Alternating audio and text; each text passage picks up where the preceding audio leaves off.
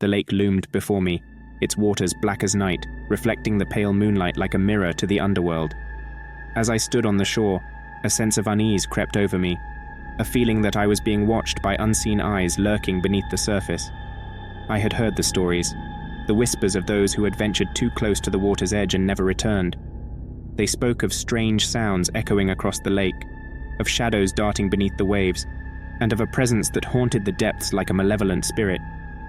But I was not one to be swayed by superstition. I had come to the lake seeking solitude, hoping to escape the hustle and bustle of city life for a moment of peace in nature's embrace. Little did I know, I was about to uncover secrets darker than I could have ever imagined. As I gazed out across the lake, a chill wind swept through the air, sending shivers down my spine. I pulled my jacket tighter around me, trying to shake off the feeling of dread that had settled over me like a shroud. I took a hesitant step towards the water, my heart pounding in my chest. The surface of the lake was still as glass, reflecting the stars above like a twisted parody of the night sky. And then, I heard it, a low, guttural moan that seemed to emanate from the depth of the lake itself. My blood ran cold as the sound echoed through the stillness of the night, sending a shiver down my spine.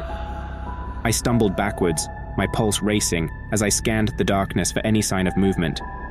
But there was nothing, only the sound of my own ragged breaths echoing in the silence.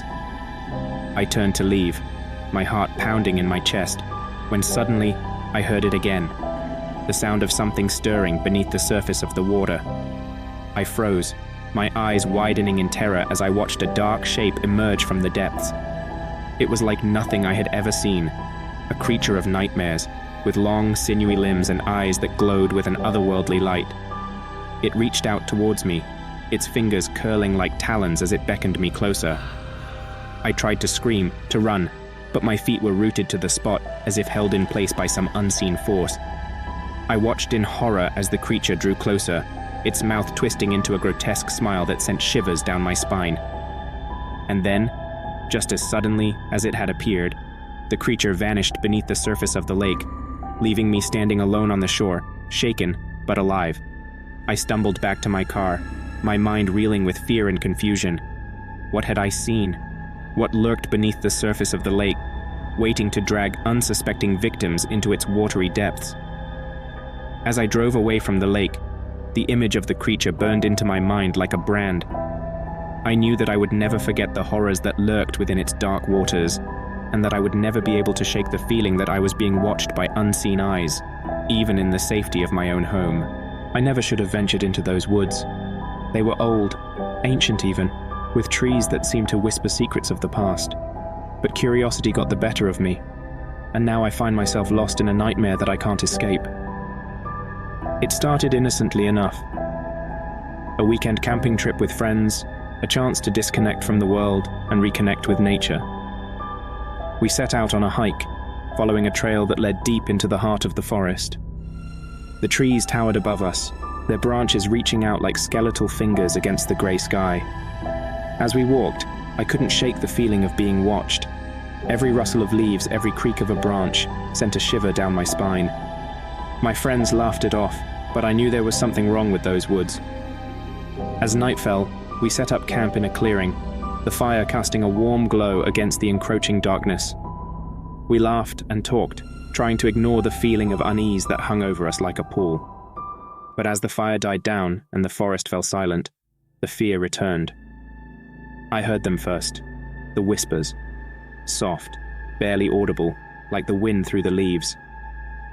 I thought it was my imagination, a trick of the mind in the darkness. But then my friends heard them too, and we knew we were not alone. We tried to leave, to find our way back to the trail, but the forest seemed to shift and change around us, leading us in circles. The whispers grew louder, more insistent, urging us deeper into the woods. And then we saw them, figures, shadows in the darkness, flitting between the trees. They were humanoid, but twisted, like something out of a nightmare. We tried to run, but the forest seemed to come alive, the trees reaching out to grab us, the ground shifting beneath our feet. I felt a hand on my shoulder, cold and clammy. I turned, screaming, but there was no one there. And then I felt it, a presence, ancient and malevolent, lurking just beyond the edge of my vision. I don't know how long we wandered in those woods, lost and afraid. But eventually, the whispers stopped, and the forest grew still. We emerged, shaken but alive, our minds scarred by what we had seen. I don't know what those woods were, or what dwells within them, but I know one thing for certain. I will never venture into the forest again, never again listen to the whispers of the woods that call out to the lost and the damned. It was a night like any other, with the moon hanging low in the sky and the stars twinkling overhead. I was driving home from a long day at work, the road stretching out before me like an endless ribbon of asphalt. Little did I know, this would be a drive I would never forget. As I drove, the world outside my car seemed to disappear into darkness, the only light coming from my headlights cutting through the night. The road was empty, with no other cars in sight, and the only sound was the hum of the engine and the occasional rustle of leaves in the wind. I had always enjoyed driving at night, the solitude of the open road soothing my mind after a hectic day. But tonight, there was something different in the air, a sense of unease that lingered at the edge of my consciousness. As I drove, I began to notice strange reflections in my rearview mirror, fleeting glimpses of figures standing at the side of the road, their faces obscured by shadow.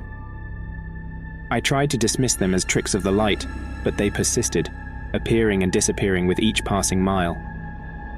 I felt a chill run down my spine as I realized that the figures were following me, their presence growing closer with each passing moment. I tried to drive faster, to outrun them, but no matter how fast I went, they were always there, lurking just behind me. Desperate to escape, I took a detour down a side road, hoping to lose my pursuers in the darkness. But the road was deserted, with no signs of life save for the occasional flicker of a streetlight in the distance.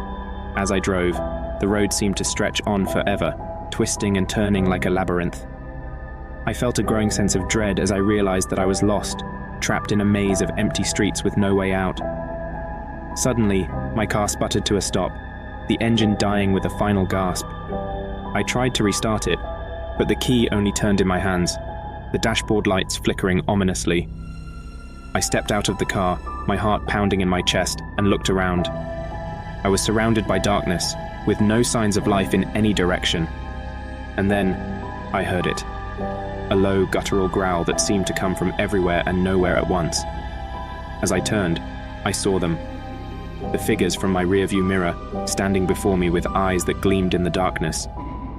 They were not human. Not anymore. They were something else. Something twisted and malevolent. I tried to run, to escape into the night, but they were too fast. They descended upon me, their claws tearing into my flesh, their voices echoing in my mind like a chorus of the damned.